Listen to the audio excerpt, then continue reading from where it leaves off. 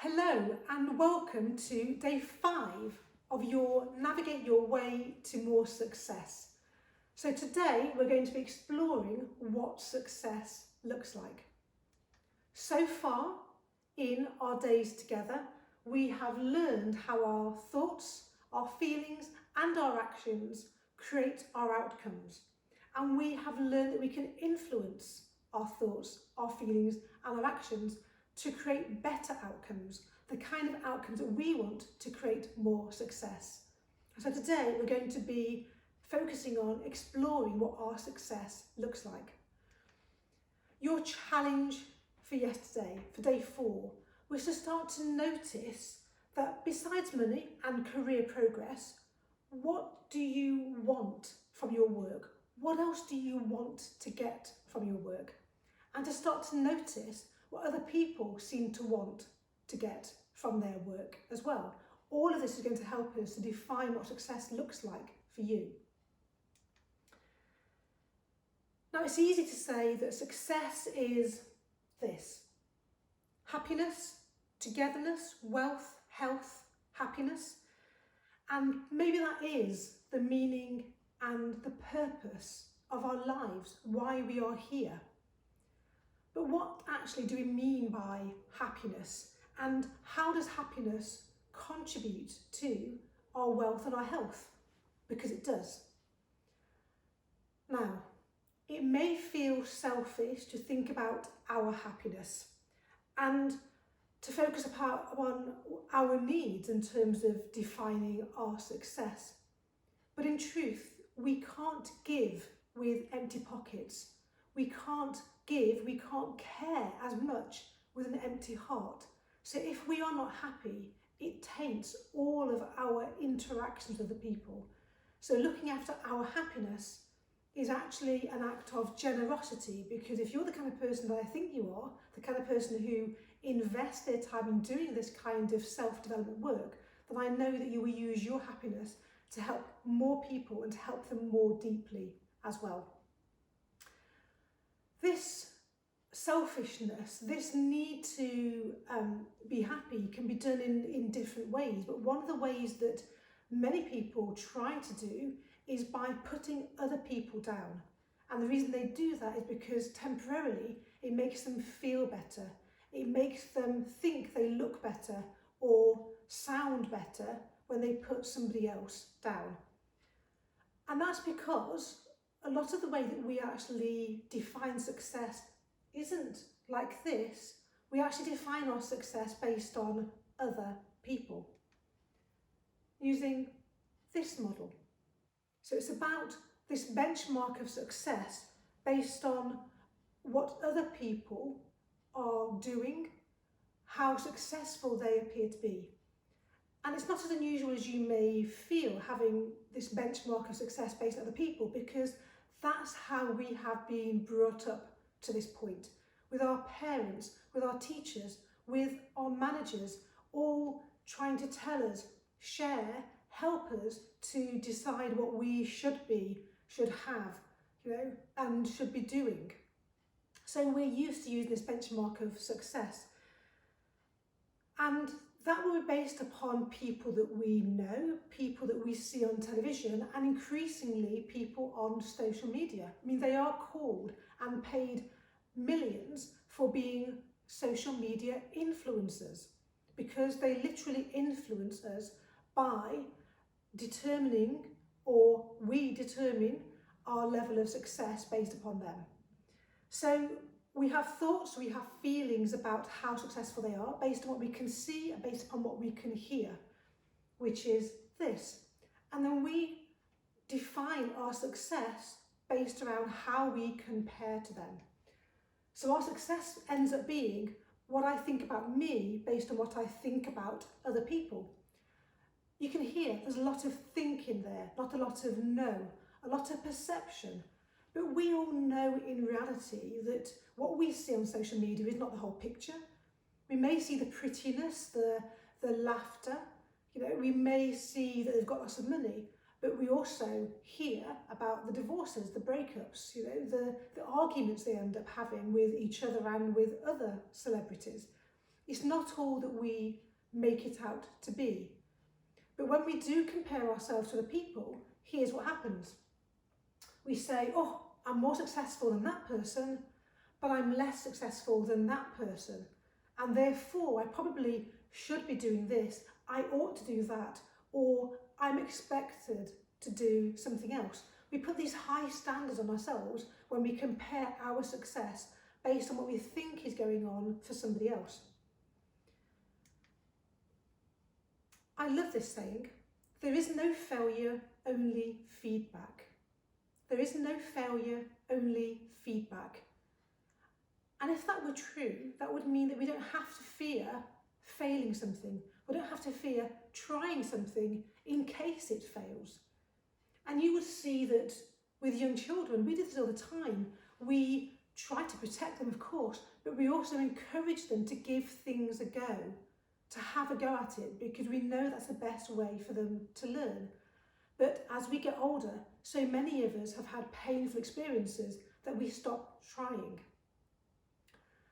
Now, when we look at our measure of success, we do this, we get our feedback, but actually our feedback is faulty if we're using our measure of success being the perception of other people. So when our perception of somebody else is our measure of success, our feedback is faulty because we're not getting the whole picture. We're only seeing what they choose to share, or maybe what the tabloids share about them as well. So we need to make sure that when we're giving this a go, when we're defining our success, we use our own benchmark of success. And that's based upon what feels good to us and what's important to us. So for using this benchmark, for creating our own benchmark of success, yes, of course, it needs to be aligned with society, aligned with the people. So when we go out into the world, it kind of makes sense and we do feel successful. So, but it enables us to define our own success. And we're going to use motivation as our framework for success, or at least that's my recommendation to you. Now, I would define success as the driving force to, motivation as the driving force to success. Or you might say motivation is the gateway to happiness. Motivation is the source of our energy. It's the thing that gets us up in the morning, and it determines whether we're enthusiastic, energetic, and resilient. Let's look at this in terms of performance, and indeed the performance triangle, because in life we all know that we need to be able to accomplish things, to achieve things, and to do that we have to perform. Most of our time is spent in the workplace, and performance is a key word in the workplace. In fact, they have key performance indicators, performance reviews, high performance. And in sport, we talk about elite performance and even performance enhancing drugs. Now, there are three elements to being able to perform. The first is a direction, so knowing what to do. The next is the skills, so having the capability and the resources to be able to do something. And the third, and arguably the most important, is the motivation. Now, you've seen this in action before. You may not have seen this model, but you have seen this in action before, because we all have. We get to the end of a long, busy, tiring day. We have our evening meal and the pots are on the side. Now, we know what to do. We know it might be put them in the dishwasher. It might be washing them up, or a combination of both.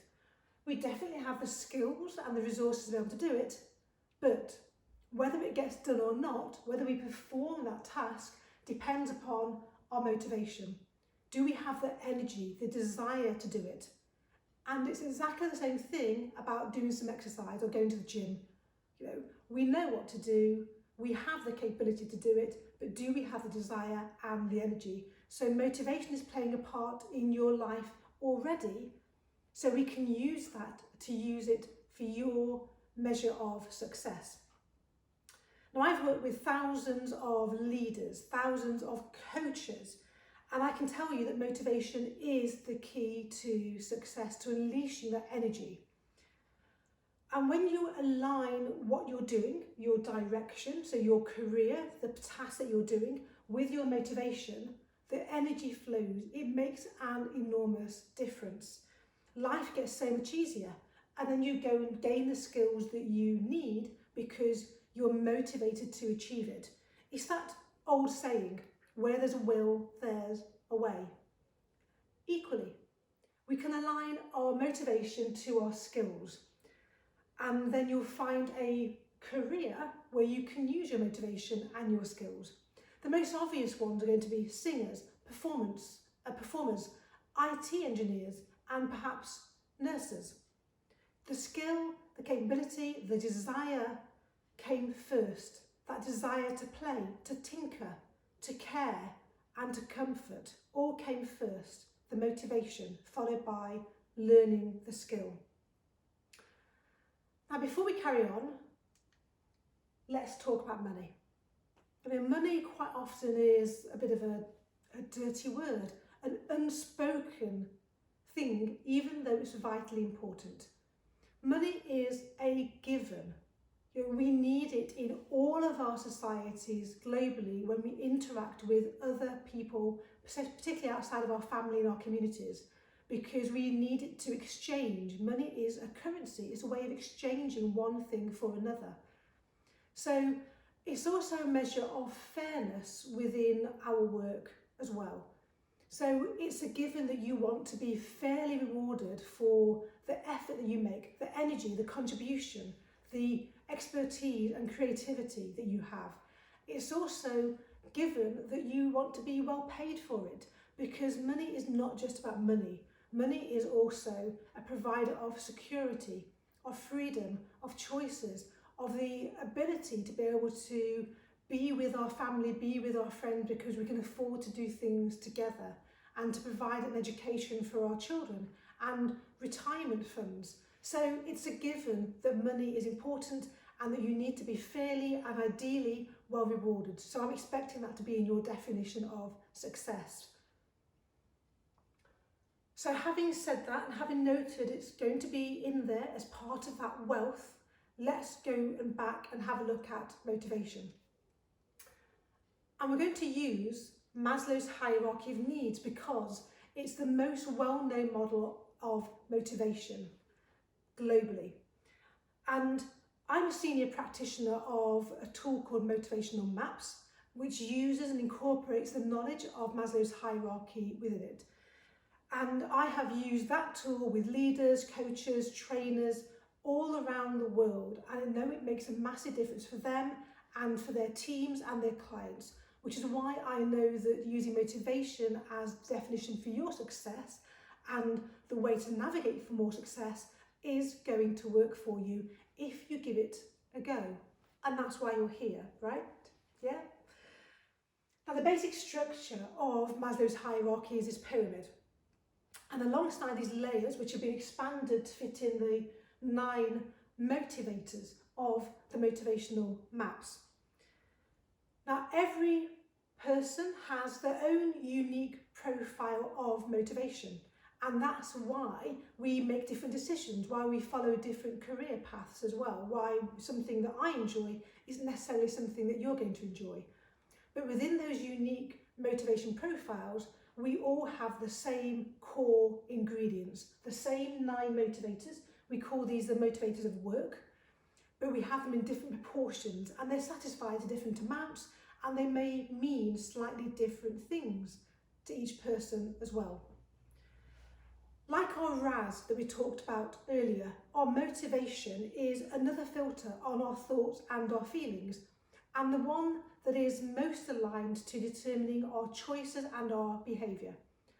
So what we're going to do is go through Maslow's hierarchy of needs, go through these motivators. We're going to do it as an overview today, and we'll go into it in more detail tomorrow.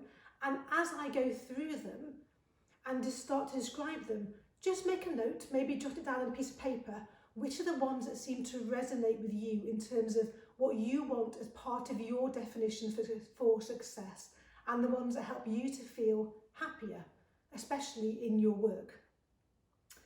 Now with Maslow's hierarchy, we start at the bottom and with this grey layer. Now during the COVID-19 pandemic, it's these bottom layers that were most affected and massively affected globally.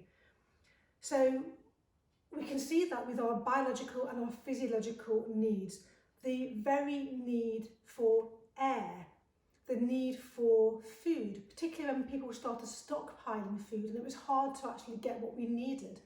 And then of course the uncertainty around our work security. Could we afford to carry on putting food on the table, to put a roof over our families' heads? All of these were of huge importance, huge concern during that pandemic. And of course, it's really important, we can see why. And that means that the next layer up was activated as well. Our pink safety needs, our defender motivator, which is all about needing some certainty, some security, some predictability. The next layer up, blue, about our belonging and our love needs, is our friend motivator. It's our need to belong, to feel connected, to feel involved. And with so many people during COVID-19 being in lockdown, unable to physically spend time with their family, but also their colleagues, again, this was massively affected. So we don't all want close friends at work. In fact, many people don't want friends at work because it clouds their judgment and their ability to make sound business decisions. But nevertheless, everybody needs some sense of being involved and some sense of belonging. Moving up, we have our yellow esteem needs. This is our star, director and our builder, with our needs to feel valued, accomplished and respected. And then our purple, cognitive needs, our engagement with deep learning and enjoying being able to learn things, use that knowledge and demonstrate our expertise and mastery. And then as we move up to the top of Maslow's hierarchy, we have these blue motivators, which are all around innovation, change, improvements, and a desire to make a difference in this world. Now that was a quick run through, and hopefully you've picked up a few things along there which you've gone, actually, that one's important to me, that one's less important. And that's great. That's what our starting point for defining your measure of success. And as I say, tomorrow we'll go through it again in more detail. So your challenge for day 5 now is start to think more about what you enjoy doing at work. Now there's going to be some tasks, some activities, some projects that are a no-brainer for you. You're going to go, yep, I love doing those. Brilliant. Write those down, and also please be open-minded and aware that when you're doing something and you just feel in the flow, you're just enjoying it and you're not watching the time, that's also something that you enjoy doing. So notice what else you enjoy doing at work and write it down. And then, number 2, start to notice what makes those activities more or less enjoyable. So for example, it may be that you have some good feedback, so you're clear on what to do. It may be that you have more interaction, or it may be that you get some praise and some involvement as well, or you get to know you're making a difference. Start to notice what it is that makes them less and more enjoyable, and I will see you tomorrow.